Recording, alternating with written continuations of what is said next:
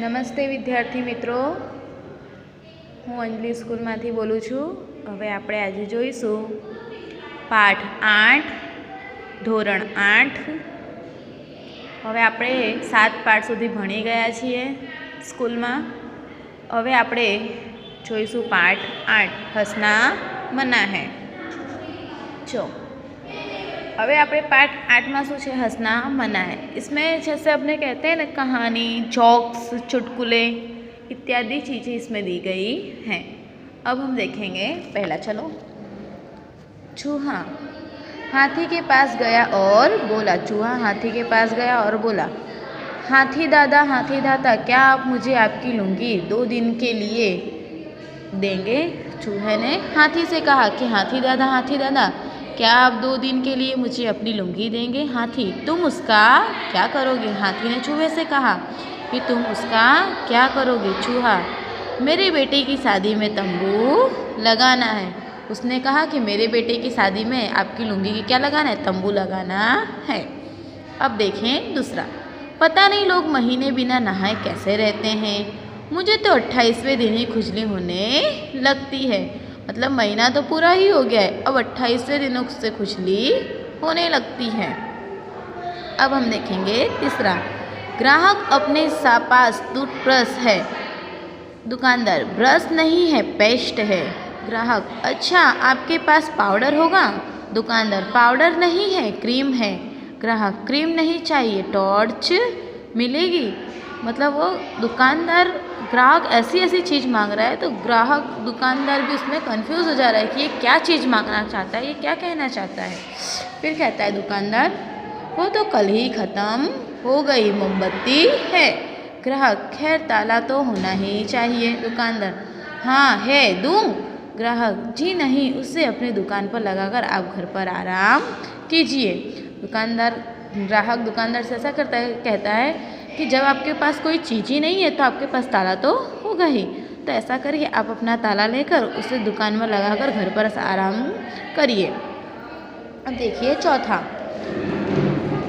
चुन्नू, जहाँ ज़्यादा बारिश होती है वहाँ क्या पाया जाता है। चुन्नू ने ऐसा कहा कि जहाँ ज़्यादा बारिश होती है वहाँ पर क्या पाया जाता है। तो दूसरे व्यक्ति ने आंसर दिया छाता। अब देखेंगे पांचवा, 3 दोस्त आपस में गपशप कर रहे थे। प्रश्न हुआ कि किसी दिन सोकर उठने पर हमको यह पता चले कि हम लखपति बन गए हैं तो हम क्या करेंगे। मतलब एक दोस्त होते हैं, 3 दोस्त आपस में ही बातचीत करते हैं और आपस में बातचीत करने के बाद वो एक दूसरे में ऐसा प्रश्न करते हैं कि किसी दिन अगर हम सुबह सोकर उठें तो हमें सुबह सोकर उठे और हमें अचानक से ऐसा पता चले कि हम लखपति बन गए हैं तो हम क्या करेंगे। तो एक ने कहा, हम तो सीधे पेरिस जाएंगे और खूब मज़े करेंगे। तो पहले दोस्त ने क्या कहा, अगर मेरे साथ कभी ऐसा हुआ ना तो मैं तो पेरिस जाऊंगा। पेरिस मतलब समझे, विदेश जाऊंगा और खूब मज़े करूंगा। दूसरे ने कहा, मैं किसी लाभप्रद कारोबार में रुपए लगाऊंगा। तो दूसरे ने क्या कहा, कारोबार मतलब कि कोई भी कंपनी का निर्माण करेंगे, जैसे अपने कंपनी कारखाने कहते हैं। तो दूसरा क्या कहता है कि मैं किसी भी लाभप्रद मतलब जिसमें से मुझे अधिक पैसा प्राप्त हो, अधिक लाभ हो, ऐसा कारोबार मतलब ऐसे कंपनी में या कारखानों में पैसे इन्वेस्ट करूँगा, ऐसे में लगाऊँगा। तीसरा बोला, मैं तो फिर सोने की कोशिश करूँगा और तब तक सोता रहूँगा जब तक करोड़पति ना बन जाऊँ। तीसरा कहता है कि मैं तो लखपति बनने के बाद तो सो ही रहा था, लेकिन मैं तब तक और ज़्यादा सोऊंगा जब तक मुझे ऐसी कोई खबर ना आए कि मैं करोड़पति बन गया हूँ। अब देखो, अब भूत, वर्तमान और भविष्य से तुम क्या समझते हो। जी, मेरे दादाजी भूत, मेरे पिताजी वर्तमान है और मैं उनका भविष्य हूँ।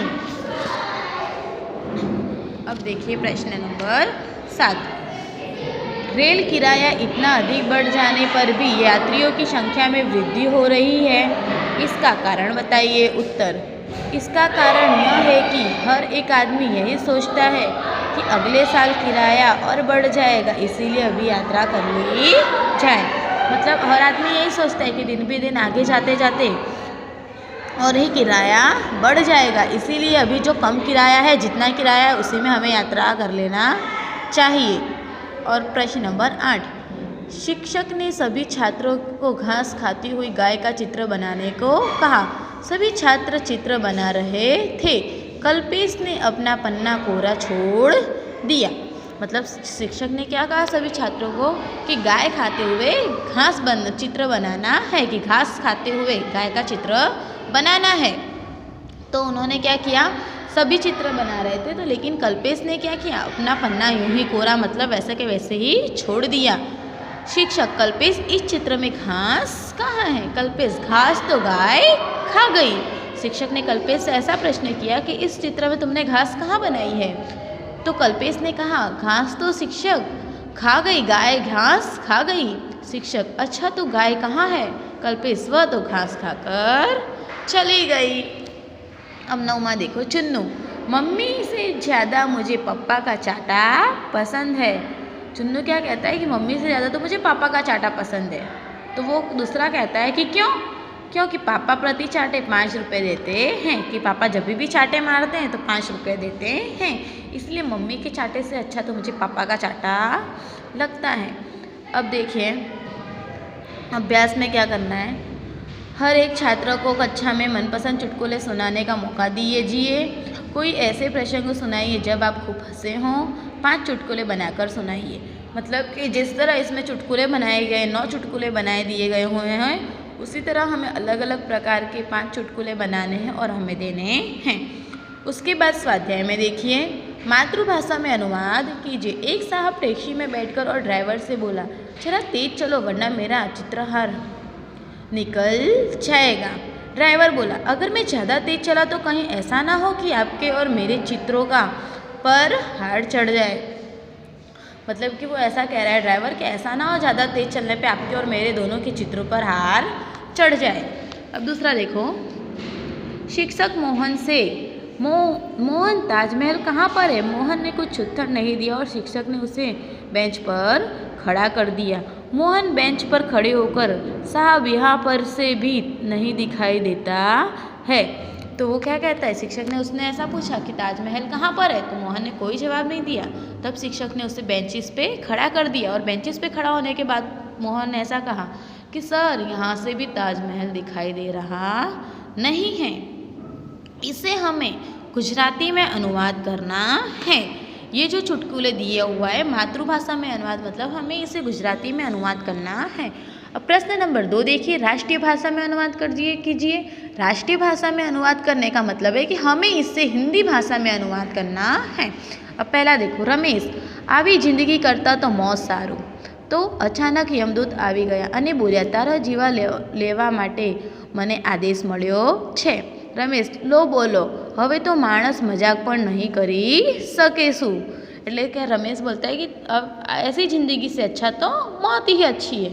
तो अचानक यमदूत आ जाते हैं और यमदूत बोलते हैं कि मैं तेरा प्राण, मैं तुम्हारा जीव लेने आया हूँ। तो रमेश ऐसा बोलता है कि लो अब तो मजाक भी नहीं कर सकते हैं। उसके बाद दूसरा देखो, બ્રિજેશભાઈ બસમાં ઊભી રહીને મુસાફરી કર્યા રહ્યા હતા। એક મુસાફરે તેમને બેસવા માટે જગ્યા કરી આપી। બ્રિજેશ, મારે બેસવું નથી, મારે ખૂબ ઉતાવળ છે। मतलब ब्रिजेश नाम के एक व्यक्ति बस में मुसाफरी, मतलब बस में सफ़र कर रहे थे। तो उसमें से एक मुसाफर, मतलब एक जो सफ़र करने वाला इंसान थे, उन्होंने उनको बैठने के लिए जगह दी। तो ब्रिजेश भाई ने क्या कहा कि मुझे बैठना नहीं है, मैं बहुत ही उतावल में हूँ, बहुत ही जल्दी मुझे जाना है। यहाँ पर हमारा स्वाध्याय ख़त्म होता है। ये स्वाध्याय का और हमें अनुवाद कर लिखना है।